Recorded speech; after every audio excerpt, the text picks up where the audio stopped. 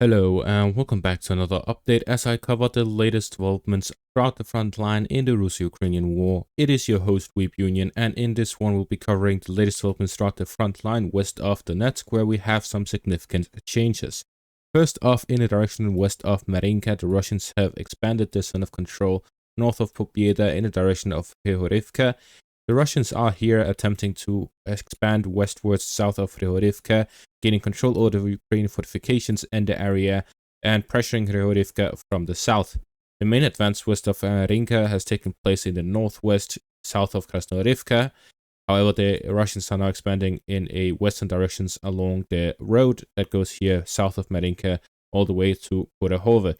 The main reason for this is that the highway here is located on the high grounds. This means that if the Russians move through the highway here south of Hehorivka, they can start attacking it, the village itself, from the road, as well as Maximilianivka.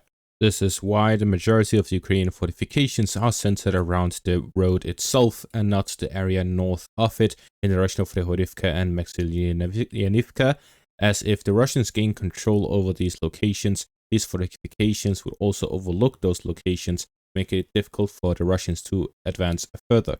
This means if the Russians look to go towards Korohove, they need to push through the highway all the way to the town. Moving up north in the direction of Krasnohorivka, the Russians have advanced in a northern and western direction, where the fighting is now taking place by the fortifications in the central parts of the city, as well as the areas of the industrial zone in the center of the city. This means that the Russians are now looking to do two things. First off, they want to push the Ukrainians out of the southern parts in the western direction out of the city to secure the southern part completely under their control, and at the same time they want to gain control over the fortifications in the central parts of the city. This is the strongest stronghold of the Ukrainians within the city of Krasnohorivka. This means if the Russians do gain control over these fortifications and the southern parts of the city, they would not just have a solid foothold within the city, but we could say the Russians would have the upper hand within the city itself. It would be extremely difficult for the Ukrainians to push them out of the city, and the Russians would likely be the beginning of the end of Krasnohorivka, as what follows is simply just residential areas. There are some fortifications and high-rises to the east, however that is insignificant if they are cut off from the supply lines that is to the north and west of the city. It is likely that the Russians will push through the residential area in the northwest and northeast before they actually fight in the high-rise buildings to the east, which will likely be heavily bombarded by FAB bombs, destroying these high-rise buildings and preventing the Ukrainians from making use of them to make a defensive stand, similar to the citadel area within the city of Avdiivka, which ended up not even fighting in the end, as despite it being a heavily fortified area within the city of Avdiivka, due to the heavy bombardments, it was impossible for the Ukrainians to hold onto it, and they routed out of the city. Moving on to the next section, we see here to the northwest of Avdiivka, the Russians have made an advancement within Berdishi, pushing the Ukrainians to the western outskirts of the village, with the final foothold in Semenivka and Berdishi being contested by the Russians. It is near the end here as well, as the Russians are pushing on to the western outskirts of the village. The Ukrainians are holding on to just the plantation area in the western outskirts of the village. The Ukrainians have numerous fortifications in the area that overlooks these villages in the northern parts of Berdishi, the western parts of Semenivka, the final one within the village itself, and between Semenivka and Berdishi towards Solovyove and Bakhmutivka. However, it is reported that the Russians have managed to advance further west of Bakhmutivka, and the Ukrainians were completely pushed out of Solovyove, as the Ukrainian brigade that was defending Ocheretine also withdrew from Solovyove after the heavy shelling and bombardment of the village. The Ukrainians are withdrawing back to the fortifications they have west of the village and towards Sukhil, which is much more heavily fortified, which will give the Ukrainians an advantage compared to defending the areas that the Russians are nearby. And with the close proximity to Ocheretine itself, it is very difficult for the Ukrainians to actually hold on to their positions south of Ocheretine. At the same time, in the village itself of Ocheretine, the Russians have managed to make several advancements in the eastern and western parts of the village, where in the outskirts of the west, northern, and eastern parts, the Ukrainians have completely withdrawn even from the fortified positions as they were pushed out from them. And in the eastern outskirts, we have yet again another high-rise area that the Ukrainians are clinging onto as the final parts of Oshiretine that they still have a presence in.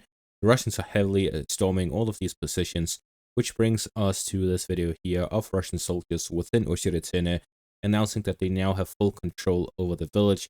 It is likely that the Russians now have control over the western and northern outskirts of it and are fighting over the final parts, which is the high grounds and high houses here in the eastern outskirts of the village. That area is likely also under their control, which would mean that the fighting will now be redirected into the northeastern direction towards the village here in the northeastern direction. In the eastern direction towards fortifications in between Oshiretine and Novokalinove, which has also been completely isolated from other areas and its supply lines. And then finally in the southern direction and western directions, where the Russians will look to expand their zone of control by Oshiretine, taking advantage of the high ground location of the village itself and pushing towards the Ukrainian fortifications by Sokil and along the railway in between Avdiivka, Donetsk, and Pokrovsk here in the western outskirts of Donetsk region. In the direction of Novokalinova, the Russians have gained control over the first line to the east of the village and in the roads and supply line northeast of the village. This means that the Russians have now secured the fortifications and supply lines of the Ukrainians in the eastern direction. This means that the Russians can start launching an operation bypassing the village itself by attacking the northern parts and overgoing the Ukrainian positions here within Novokalinova. We're seeing that in Novokalinova there are a certain area where the Ukrainians have proper defenses, that is to the southwest of the village, and that is the only area in which the Ukrainians are able to withstand Russian attacks. In the eastern direction, the Russians have captured the Ukrainian fortifications and have bypassed their defensive lines by entering the village and gaining control over the supply lines. Following this, they are likely to storm the rest of the village from this direction and ignore the fortifications to the west as they are completely cut off from supplies. There are some villages in the northern direction of these fortifications and a chain of fortifications all the way connected towards New York here in the northeast, which is being heavily bombarded by the Russians as well. It is evident based on the bombardments and the activity of the Russian Air Force and artillery in this section of the front line that the Russians may be launching offensive operations here in the northern direction. This is a significant development because the Russians have been pretty much inactive in this whole northern front since the Battle of Avdiivka began, and even before the Ukrainian summer offensive. Other than that, only bombardment has taken place, which has significantly intensified. So heavily fighting continues all throughout the western parts of Donetsk and in the northern direction towards Konstantinivka. There's also heavy fighting by Bakhmut and Jazov Yar, mainly artillery and air force between the two sides. In the meantime, in the direction of Kharkiv and Sumy, it is reported by Ukrainian media that the Russian armed forces are transferring forces to the border with Kharkiv and Sumy. This means that the Russians may be starting their offensive operation towards Kharkiv and Sumy very soon, as the Russians will look to gather troops both in the Belgorod and Kursk regions before launching any such offensive.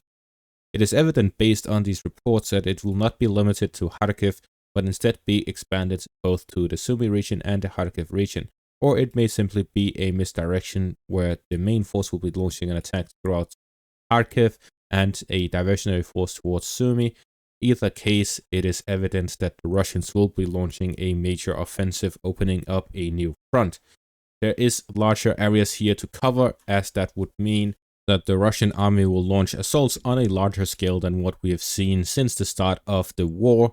It is likely that the Russians will launch massive assaults in the direction of Kharkiv and the Usk River line. But more on that in a special video coming out tomorrow evening, so make sure to look out for that, as I'm sure you'll all want to watch it. That'll be all for this one. Thank you all for watching. Make sure to leave a like, subscribe, check out my Patreon for additional content. Thank you all for watching and have a great day.